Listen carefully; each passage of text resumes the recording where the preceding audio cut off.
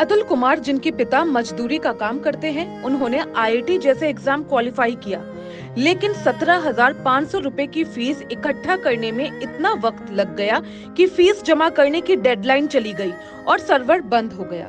अतुल दलित community से आते हैं। आईआईटी का सपना टूटने ही वाला था कि किसी ने अतुल को संविधान की ताकत से रूबरू करवाया और कोर्ट के एक ऑर्डर ने अतुल का सपना टूटने से बचाया। आज हमारे साथ अतुल कनेक्टेड हैं एक जूम इंटरव्यू के लिए। हाँ, सबसे पहले तो अतुल अपने बारे में बताइए। आपने कहाँ से पढ़ाई करी है, क्या पढ़ाई करी है, कहाँ से आते हैं, कहाँ रहते हैं, अपने परिवार के बारे में बताइए, बैकग्राउंड के बारे में बताइए। जी, मैंने 8th क्लास तक अपने गांव से ही ये यूआर पब्लिक स्कूल यहीं से 8th क्लास तक पढ़ाई की थी। और उसके बाद ये पड़ोस के गांव में दादरी में मैंने स्वामी विवेकानंद इंटर कॉलेज से हम्म। हाई स्कूल किया था।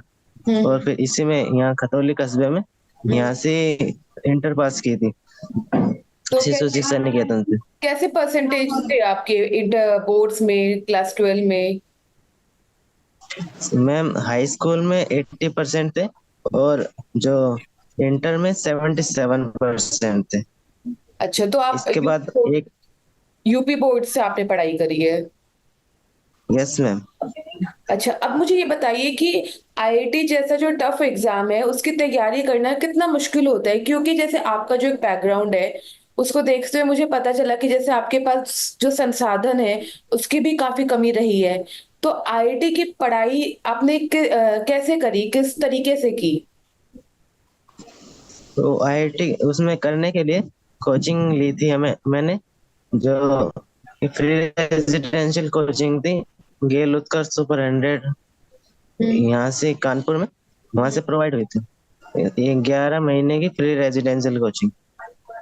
अच्छा, तो उसका क्या शेड्यूल रहता है, कैसे आप मैनेज करते थे, उसकी फीस को के लिए कैसे मैनेज करें, उसके बारे में बताइए। मैम, उसकी कुछ फीस नहीं गई क्योंकि एनजीओ द्वारा चलाया जाता है, सीएसआरएल द्वारा।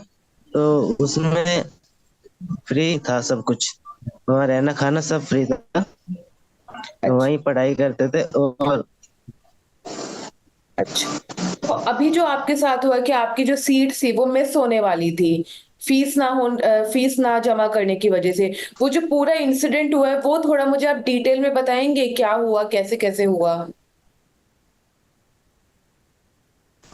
मैम, 24 जून को जब हमने पेमेंट, हमें 20 तारीख से शुरू होती थी। 20 तारीख को हमें ये पता चला था कि आईआईटी धनबाद में इलेक्ट्रिकल अलॉट हुआ। 24 जून को 5 बजे तक हमें फीस पे करनी थी, लेकिन जो हमें 17,500 रुपये हमने कह रखा था साहूकार से कि वे फीस का इंतजाम कर देंगे, लेकिन उन्होंने आखिरी में फोन भी किया, फोन का जवाब नहीं दिया। एक तो हमें दूसरे तरीके से फीस का इंतजाम करना पड़ा।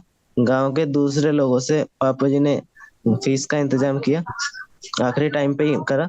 इसलिए जब हम केवल 15 मिनट शेष बाकी थे, तो इसमें जब फीस का इंतजाम हो गया था, लेकिन 15 मिनट में हमें जो लॉगिन किया, बैंक अकाउंट की डिटेल्स, डॉक्यूमेंट अपलोड किए, लेकिन ये प्रोसेस करते करते ही जो 4:56 पीएम था उस पे ऑटोमेटिक लॉग आउट हो गया था, जिसके कारण वो प्रोसेस दोबारा करना पड़ा। लेकिन 3 मिनट ही बाकी रह गए थे, तो इसमें वो पूरा नहीं हो पाया, जिसके कारण सीट कैंसिल हो गई।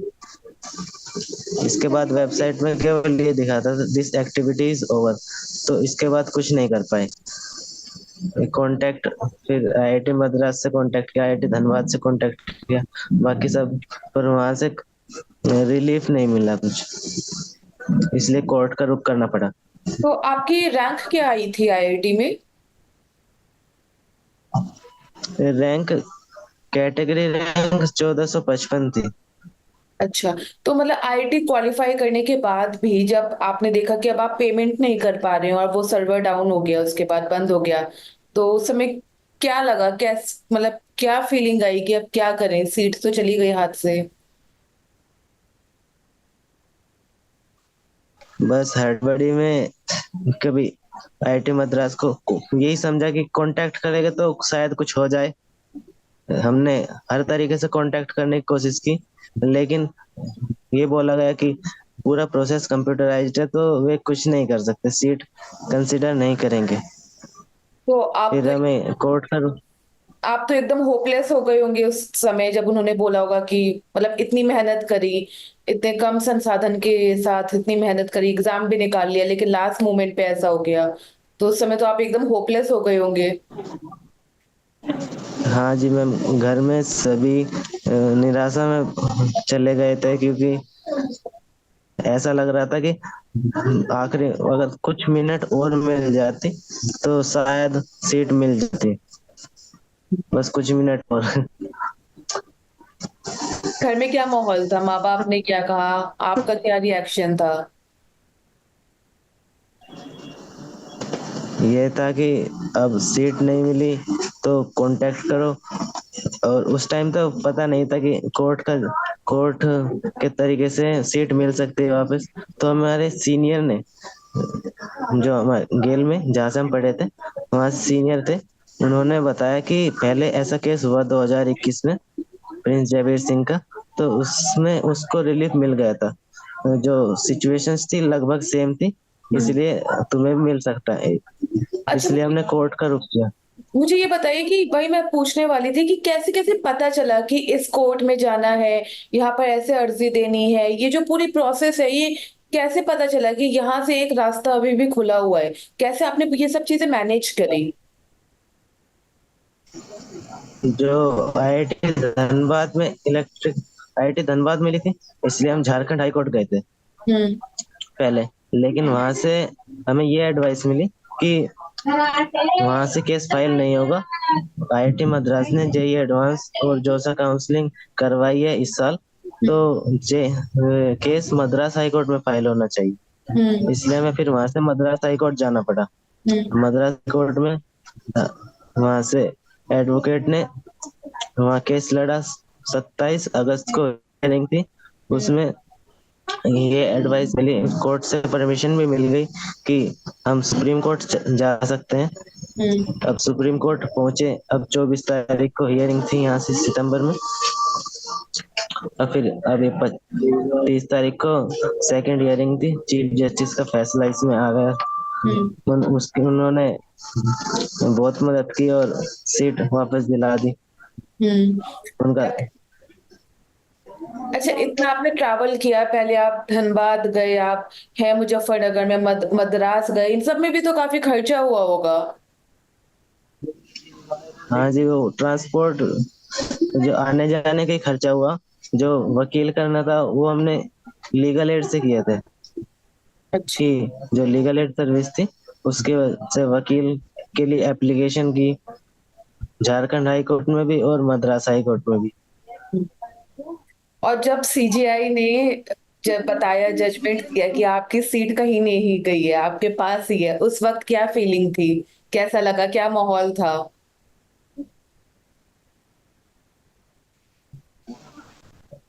जी, उस वक्त मैं बहुत खुश था, क्योंकि जो चीफ जस्टिस थे उन्होंने पहले फर्स्ट हियरिंग में आश्वासन तो दे दिया था कि कुछ मदद करेंगे, लेकिन सेकंड हियरिंग में उन्होंने सीट दिलवा ही दी। यानी उन्होंने बोला कि जो पैसा तरक्की में बाधा नहीं बनना चाहिए, और इसलिए इसका एडमिशन पैसे की वजह से कैंसिल नहीं होना चाहिए। सीजीआई के लिए कोई मैसेज देना उन्होंने चाहेंगे? उनको उन्होंने इतना मतलब वक्त पे सब केस सॉल्व हो गया, तो सीजीआई को आप कोई मैसेज देना चाहेंगे?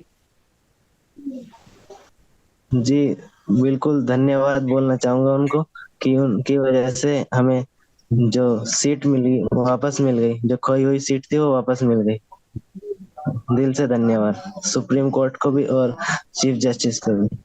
अच्छा, एक चीज मैं आपसे समझना चाह रही थी कि जैसे अ, आप दलित कम्युनिटी से भी आते हैं और फिनेंशियली उतने पैसे भी नहीं है कि आप फीस वगैरह टाइम पर मैनेज कर पाते, तो जो एक स्ट्रगल होता है वो कैसा होता है, कितना मुश्किल होता है आम बच्चों से आप लोगों का स्ट्रगल? जी स्ट्रगल तो बहुत है, लेकिन जो हमारे पापा जी ने मैनेज कर लिया था। एक गांव कभी गांव वालों से उधार लेते थे और फिर उनको दे देते थे, ऐसे उधार लेकर हमारी पढ़ाई का खर्चा निकला। ऐसे ऐसे मैनेज कर लिया। क्योंकि ये माना जाता है ना कि पढ़ाई एक ऐसा सहारा है जिससे आप उस दुनिया से बाहर निकल सकते हैं। मतलब आप अपने आप को इकोनॉमिकली समृद्ध कर सकते हैं। पढ़ाई ही एक रास्ता है, उसके आप सबसे बड़े सबूत है कि अगर वहां से निकलना है तो आपको पढ़ना होगा। और आपने जिस तरीके से पढ़ाई करी है वो काबिले तारीफ है। जी मैम। तो अब हाँ, ये जो बाबा साहब ने बोला था कि शिक्षा जरूरी है, शिक्षा का अधिकार सब पे होना चाहिए, तो हम्म। उसी को मानते हुए ये हमारे पापा जी बहुत मानते हैं उनमें, उन्हीं के आदर्शों पे चलते हैं। हम्म। उन, अच्छा, आपकी जिससे मदद करी थी प्रिंस, उनकी क्या कहानी थी वो थोड़ा आप मुझे एक शॉर्ट में बताएंगे? किनकी किनकी मैम? फ्रेंड्स जिन्होंने आपकी मदद की है, जिन्होंने बताया, आई थिंक आपकी उनसे बात हुई थी, जिनके साथ भी ऐसा हो चुका है, तो उनकी क्या? हाँ जी मैम। वो जो उनकी वे उन्होंने जब अटेम्प्ट किया था, तो उनको भी फर्स्ट राउंड में आईआईटी बॉम्बे में सिविल इंजीनियरिंग मिली थी। हम्म। उन्होंने उनके पास भी शुरू में पैसे नहीं थे, लेकिन जो लास्ट डेट थी पेमेंट की, उससे उसी दिन उनके उन्होंने अपनी बहन से पैसे लेके उनका फीस का इंतजाम कर लिया। हम्म। और जब उन्होंने पेमेंट अटेम्प्ट करते करते उन्होंने जब कर रहे थे तो टेक्निकल इशू आ रहा था, ये सर्वर डाउन की वजह से होगा। उन्होंने 6 7 10 10 12 अटेम्प्ट किए थे, और फिर उन्होंने कैफे में भी जाके अटेम्प्ट किया, लेकिन उनकी वो फीस पे नहीं हो पा रही थी। उन्होंने बाकी सब डिटेल फिल कर दी थी, हम्म। पूरा प्रोसेस कर दिया था, लेकिन फीस पे नहीं हो पा रही थी, हम्म। जिसकी वजह से उनकी सीट कैंसिल हो गई थी। इसलिए उन्होंने भी कोर्ट का रुख किया। वे पहले आए बॉम्बे हाई कोर्ट गए, हम्म। फिर सुप्रीम कोर्ट चले गए। तो ऐसे तो काफी सारे बच्चे होते होंगे जिनके साथ ऐसे ये जो एक तो पैसे इकट्ठे करने की जो एक सीमा है तब तक ना ना कर पाते होंगे, या फिर टेक्निकल ग्लिच आने की वजह से वो पेमेंट ही नहीं कर पाते होंगे। तो आप मुझे बताइए, ऐसे तो कई ऐसे केसेस होंगे जिसमें सीट चली भी जाती होगी हाथ से। हाँ जी मैम, ये एक ये प्रिंस वाला केस मिला था, और एक संस्कृति रंजन का केस था इलाहाबाद हाई कोर्ट में। हम्म। उनको वो भी 2021 का ही था। हम्म। संस्कृति रंजन के केस में क्या था कि उनके पिताजी, जो उनकी हेल्थ खराब थी, हम्म। जो फीस पेमेंट टाइम था उस दौरान उनकी कुछ सीरियसली हेल्थ खराब थी, हम्म। जिसके कारण वे उन फीस का इंतजाम कर ही नहीं पाए थे। तो उन्होंने जब वो देखा कि जब फीस का इंतजाम नहीं कर पाए, तो उन्होंने कोर्ट रुक किया, इलाहाबाद हाई कोर्ट गए थे वे। हम्म। तो उसमें उनके उन्होंने वकील भी नहीं किया था कोई। अब जैसे ही कोर्ट में पहुंचे, केस फाइल कर लिया था उन्होंने अपने आप ही। जब उनकी हियरिंग हुई, तो उसमें जो दूसरे रिस्पोंडेंट्स थे और वे थी अकेली, तो जज ने बोला था कि पहले कोई एडवोकेट करो फिर करना। तो लंच के बाद उन्होंने उनकी दोबारा हियरिंग हुई। तो उसमें क्या हुआ कि वहां से 2 एडवोकेट उन्होंने अपने आप से फ्री में उन सुविधा प्रोवाइड की, उनकी तरफ से केस लड़ा।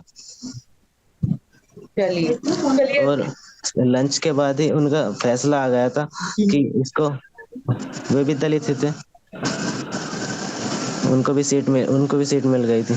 चलिए चलिए, अभी फिलहाल आपको आपकी सीट मिल गई है जो बस हाथ से निकलने ही वाली थी, लेकिन संविधान की ताकत की वजह से आपकी सीट आज आपके पास है। आपको बहुत ज्यादा बधाई कि आपने आईआईटी जैसे एग्जाम क्वालिफाई किया। आप बाकी बच्चों के लिए एक इंस्पिरेशन है, एक मिसाल है।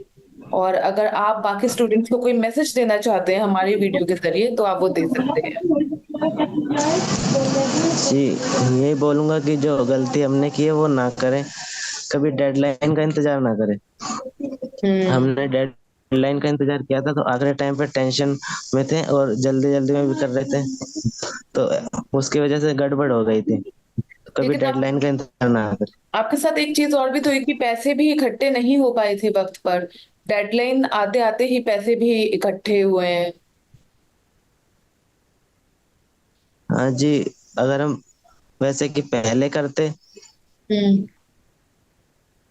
तो पैसे का इंतजाम, पैसे की भी दिक्कत थी और डेडलाइन भी दिक्कत थी, ये दोनों ही दिक्कत थी।